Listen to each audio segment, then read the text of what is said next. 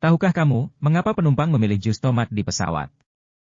Menurut para ahli, sekitar seperempat penumpang memilih minuman ini.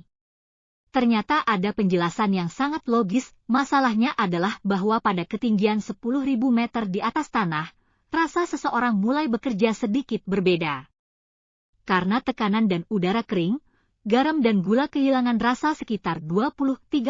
Dengan demikian, untuk merasakan rasa yang akrab, penumpang memilih minuman yang tampak terlalu asin di tanah. Atau asam, seperti teh dengan lemon.